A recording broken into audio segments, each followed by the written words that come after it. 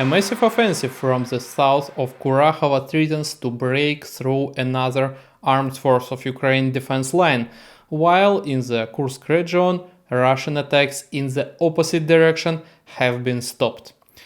With you is Yan Matveev, and this is a brief overview of the front line over the past week. Now I will tell you what is happening in the combat zone, how the positions of Russia and Ukraine have changed, and what to expect in the next 7 days. The most active fighting this week has been right here in this area, around Kurakhovo.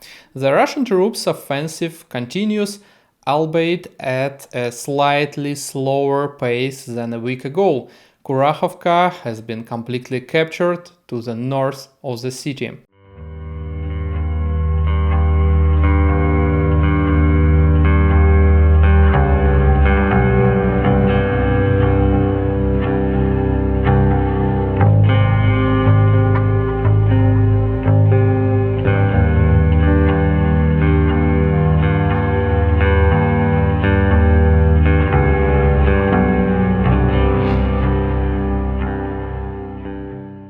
The front has shifted to the west by 4 kilometers, and the fighting zone now extends to Ilyinka, which is already beginning to be stormed by the Russian military. A little further north there are battles for Novoselidovka and Novodmitrievka. As I mentioned in the last video, this entire pocket up to the Volcha River is gradually coming under Russian control. The Ukrainian force will not be able to defend it and will withdraw to the west to avoid encirclement. The town of Kurakhovo itself is also under attack by the Russian military. They are trying to break into a small residential area on the eastern outskirts. An armored column was destroyed there this week.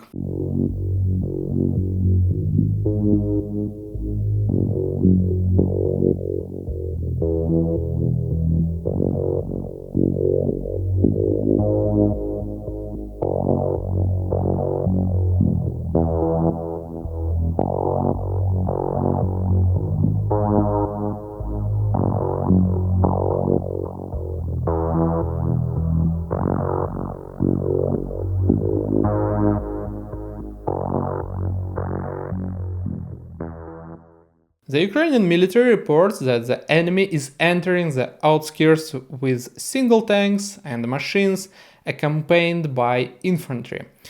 They are attempting to establish a foothold, but so far the defenders of Kurakhovo are holding strong. If the city were attacked only head-on, it might be able to withstand for a very long time. However, the problem is that not only the northern flank is falling, but also the southern flank on both sides. Russian troops are pressing on Antonovka, Ilyinka and Yelizavetovka from the front. This footage shows infantry entering the ruins of Antonovka. After capturing Katerinovka, they have become more active and are trying to advance further northeast along the Sukhoy Yali river. Meanwhile, another offensive is taking place in the Ugledarsky section.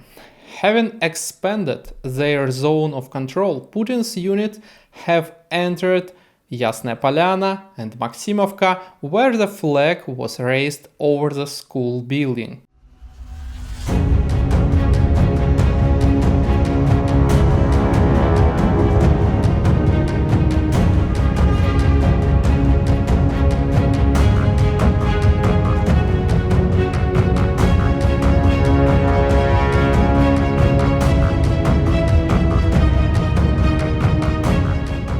The movement northward from Pogivlenka toward the village of Trudovoye continues. Over the week, the pace of the offensive has been 2-5 kilometers, with the largest advance occurring from Novoukrainka to Maximovka. The main danger lies in a potential breakthrough through Trudovое and further to Uspenovka. Firstly, this would allow access to Dalny and enable an immediate attack on Kurakhovo from the south. Secondly, such an attack would cut off supplies on the Ukrainian force defending in the Antonovka area. The battles for Trudovое and Uspenovka are extremely important for the Ukrainian army in the near future. This week, we can expect further expansion of the Ugledarsky salient, including not only to the north toward Kurakhovo, but also to the west toward Razdolne.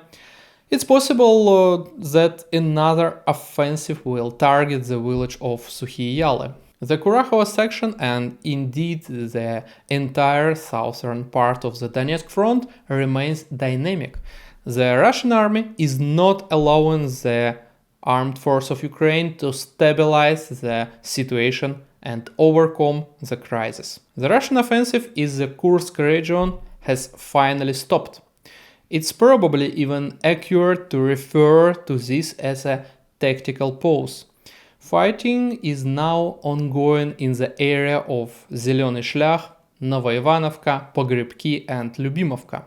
The armed force of Ukraine is gradually withdrawing from the areas of Olgovka and Kremennoye. Last week, analysts also updated the data on the equipment losses of both sides in the Kursk region. This data illustrated how the battle has been progressing in recent weeks. From October 15 to October 28, the Russian army lost significantly more, 68 units compared to 36 for Ukraine. Overall, Ukraine is still ahead in total losses. However, the gap is narrowing. Naturally, all these calculations have been visually confirmed. This week, many images of Russian armored vehicles hit in the Kursk region were published. This is due to the Russian military's attempts to break through in small mechanized groups. Time after time, they run into dense resistance, artillery fire, drone strikes, and anti-tank guided missiles. Often the advancing forces act quite recklessly, as seen in the footage. Here is an attack near Pogrebki, where 3 better 82A armored personnel carriers are storming an Ukrainian position in a small forest.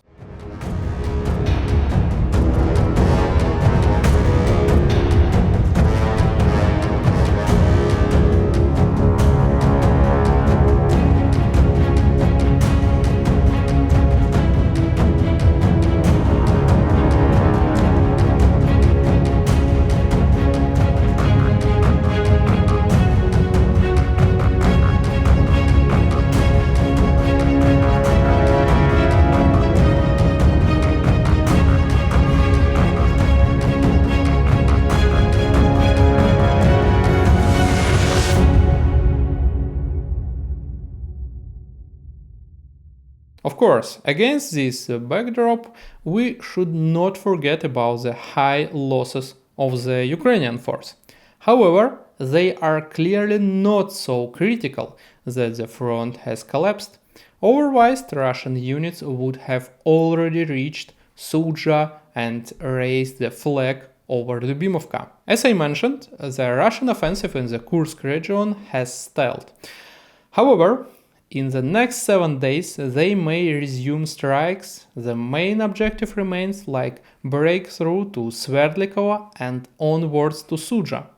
The secondary goal is to advance through Pogrebki to Novoivanovka to immediately cut off the northern bulge of the front and significantly reduce the Ukrainian bridgehead. Now, let us turn our attention to other areas. For example, in the Pokrovsky protrusion, after the capture of the town of Selidovo, the situation has hardly changed in a week. Russian units remain at the borders of Vishnyoye and Grigorovka.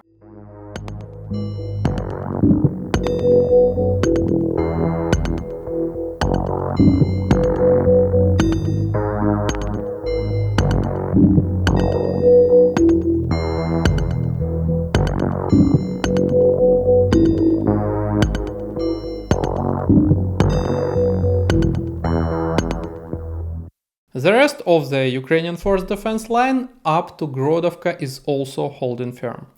There is heavy urban fighting in Toretsk.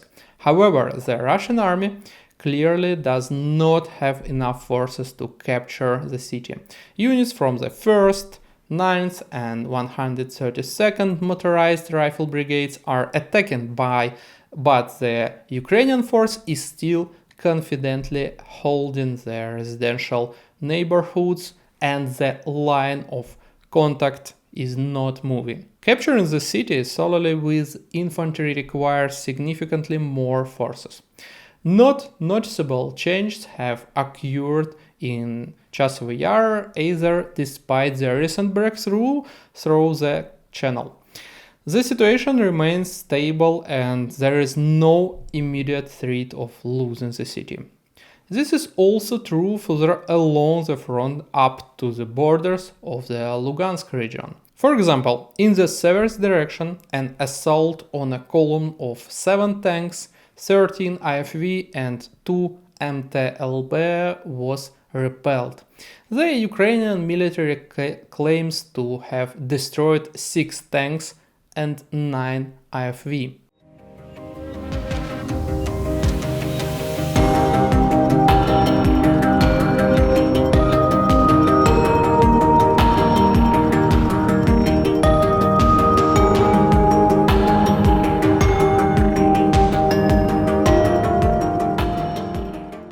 A small section of the front has been captured near Terny, and the Russian army is also trying to expand its zone of control near the Oskol River, engaging in battle for Kolesnikovka and Kruglikovka, where the Russian flag was raised this week. However, on the Kharkov front there have been no changes at all.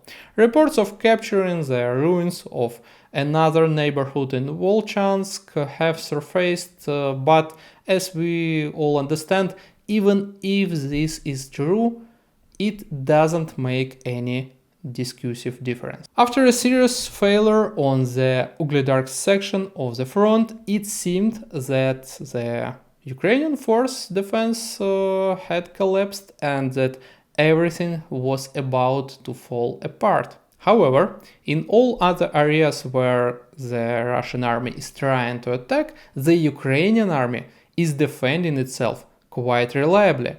There is no visible collapse on the front, no fleeing from position, and no easy advance for Putin's armored columns. Rather, the opposite is true. Even in the Kursk region, where the front itself seems quite small, the efforts are enormous. The Ukrainian force is in a disadvantageous position there. There are no fortifications and logistics are weak. Yet, even at the cost of huge losses, the Russian army cannot advance beyond the Zelyony Shlyak area. We should take a slightly different view of how the war is progressing right now. The Western media is already writing obituaries for the Ukrainian army even through it holding the front quite reliably, even without mass deliveries of equipment, which is in very short supply. However, the Armed Force of Ukraine Command should also be aware of the situation and address the problems rigorously. First of all, there are organizational issues. For example, there is an open question as to why new brigades should be created if there is nothing to arm them with. Instead, it might be better to replenish the existing units to increase their combat effectiveness and sustainability.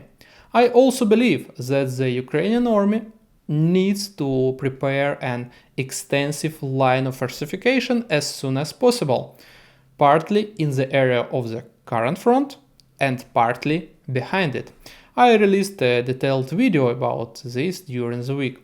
The troops should then withdraw to these prepared lines and finally stop the Russian offensive in 2024 year, while also preparing to regain the initiative. As for this week, we are likely to see continuations of the Russian offensive in the Kurakhovo direction. The front line north of the city will aim for the Novodmitrievka, Solntsevka, Stary Cherny border. To the south, Russian troops will try to break through the defense line from Yelizavetovka to Zelenovka near Uspenovka with the goal of moving directly on Kurakhovo. I also anticipate activation west of Selidova. Russian units will attempt to advance further. It is far from certain that this will yield result, but they will definitely true. Also, the Ukrainian force lacks serious fortification there. The condition of Putin's troops plays an important role. Their effectiveness inevitably decreases as they advance toward Pokrovsk.